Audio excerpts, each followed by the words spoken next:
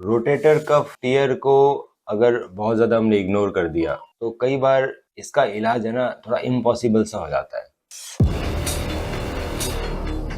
ऐसा क्यों है कि जैसे आप ये इमेज देख पा रहे हैं, ठीक है जी। तो ये आपकी हाथ की हड्डी है ह्यूमरस, ये ग्लिनोइड है जहाँ पे आर्ट, ये मांसपेशी है जिसका नाम है सुप्रास्पाइरेटस। सुप्रास्पाइरेटस लाल रंग की मांसपेशी, ये व्हाइट रंग के टेंडन में कन्वर्ट होती है और यहाँ पे आके जुड़ती है। तो ये आपकी उखड़ गई, जैसे आप देख रहे हैं उखड़ी हुई है। तो ये इनिशियल टीयर है कि जिस दिन उखड़ी थी उस दिन यहाँ पड़ी थी। फिर क्या होता है, ये मांसपेशी है ना, ये 1 सेंटीमीटर पर ईयर के हिसाब से रिट्रैक्ट करती है पीछे। क्यों करती है रिट्रैक्ट? और मांसपेशी तो कॉन्ट्रैक्ट कर ही रही है ना सर, रोज रोज रोज रोज। तो मांसपेशी रिट्रैक्ट करते करते करते यहाँ पर पहुंचती है, ये हमारे मिड ह्यूमरल हेड पे आ गई। उसके बाद ये धीरे धीरे धीरे यहाँ पहुंच जाती है, ग्लिनोइड तक आ जाती है। तो जैसे जैसे मांसपेशी पीछे सरकती रहती है, हमारे हाथ में उठने की पावर कम होती रहती है।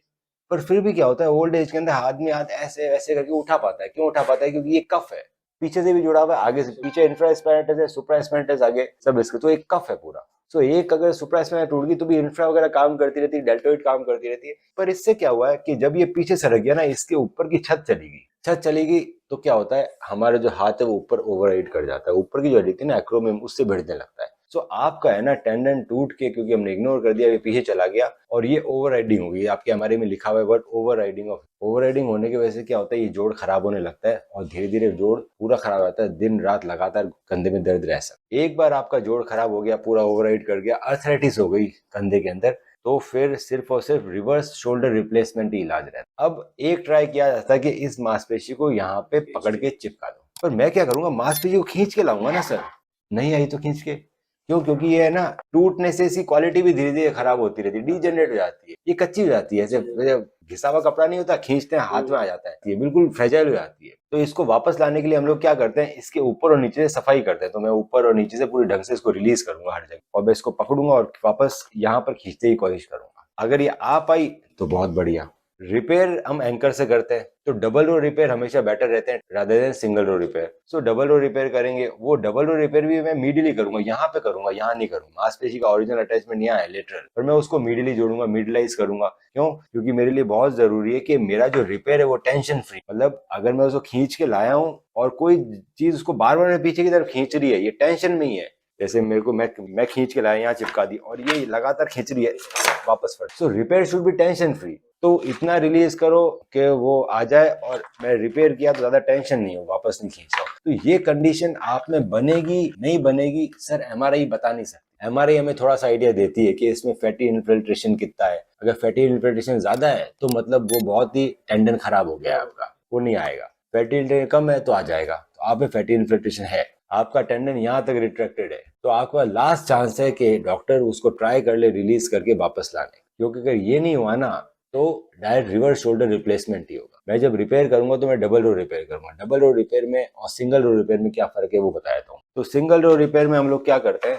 मांसपेशियां यहाँ, सिंगल रो रिपेयर में एक एक एंकर लगाऊंगा, मांसपेशी आएगी और एंकर से गांठ बांधने। सो मांसपेशी और जो बोन का कॉन्टेक्ट है ना वो छोटा सा ही हुआ, इतना सही। डबल रो रिपेयर हम टेप से करते हैं विद नॉटलेस एंड। तो उसके अंदर मैं 2 एंकर यहाँ लगाऊंगा, उससे निकलेगी टेप, वो मैं टेप टेंडन में डालूंगा। तो यहाँ पर एंकर, 2 एंकर, यहाँ से जो टेप निकली है क्रॉस करती हुई लेटरल रो एंकर से अंदर चली जाएगी। तो स्टेपलर की तरह का, ये स्टेपलर की तरह बनाएंगे तो टेंडन और बोन का जो कांटेक्ट है वो ज्यादा आएगा, तो इससे मजबूती ज्यादा रहेगी। और एक बार चिपक गया तो उसके तो टेंशन फ्री रिपेयर होगा। उसको मिडलाइज करके रिपेयर करेंगे, उसको यहीं रिपेयर करेंगे, यहाँ नहीं लाएंगे। और साथ में डबल रो रिपेयर करेंगे, नॉटलेस करेंगे, टेप से करेंगे। ये होगा नहीं होगा मुझे मालूम नहीं है सर, क्योंकि आप बहुत लेट हो। अगर हो पाया तो बहुत अच्छी बात है, नहीं हो पाया तो मैं बोल दूंगा नहीं हो पाया, अब जैसे चल रहा है वैसे चलाओ, बाद में रिवर्स शोल्डर रिप्लेसमेंट के लिए प्लान किया जाएगा।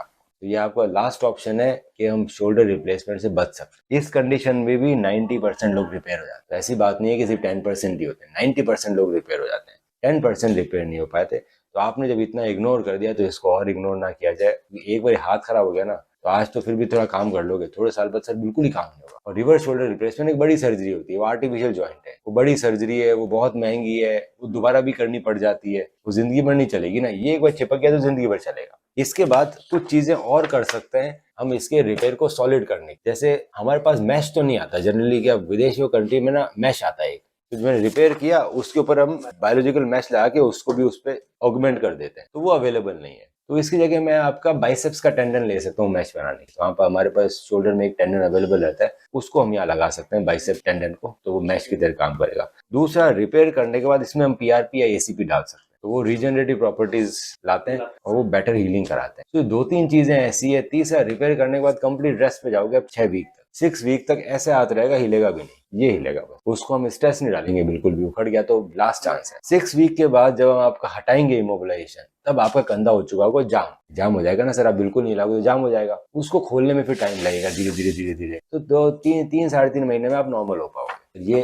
एक आखिरी इलाज अवेलेबल है। सर्जरी के बाद 6 सप्ताह तो रेस्ट है, पेन हो गई होगा, उसके बाद एक्सरसाइज चालू होगी। तो जो इनके कंधे में जो दर्द हो रहा है, इसका जो सुप्रास्पाइनस टेंडन टूट गया, उसका पेन सर्जरी के बाद भी तुरंत खत्म नहीं होगा। 6 वीक्स तक रेस्ट, तब तक पेन रहेगा और मांसपेशी और वीक हो जाएगी। फिर एक्सरसाइजेस। तो 3 महीने तक हम कोई प्रोग्रेस करते हैं कि सर्जरी फेल नहीं होती है। इसमें फेलियर के चांसेस भी तो हैं सर्जरी के काफी ज्यादा। आप जिस स्टेज में आए हो ना, उसके अंदर फेलियर के चांसेस भी हैं। उसमें सर्जरी करते समय सर्जरी का ये बताने के भी चांसेस है कि भाई हम आपका टेंडन आया ही नहीं, वो फ्रेजाइल था, उसको पकड़ के खींचा तो फट गया। ऐसा होता है, कई बार, रेयर होता है पर होता है, क्योंकि क्वालिटी खराब हो जाती है। वैसा हुआ तो हम क्या करेंगे, सब एक्रोमियल डीकम्प्रेशन, ऊपर वाली हड्डी को थोड़ा घिस देंगे ताकि आपका दर्द कम हो जाए, और पीआरपी डाल देंगे, स्टेरॉइड डाल देंगे, जो भी हम ऑप्शन है उसमें से पीआरपी या स्टेरॉइड का वो डाल के, और दर्द कम करेंगे, एक्सरसाइज कराएंगे। अगर रिपेयर हो गया तो 6 सप्ताह तक रेस्ट है, उसके बाद एक्सरसाइज। तो दर्द जाता है तो 3-4 महीने लग जाते हैं आराम से। अगर रिपेयर नहीं हुआ तो मैं सब एक्रोमियल डीकम्प्रेशन करूंगा, और फिर आप लिवर शोल्डर रिप्लेसमेंट भी प्लान करो,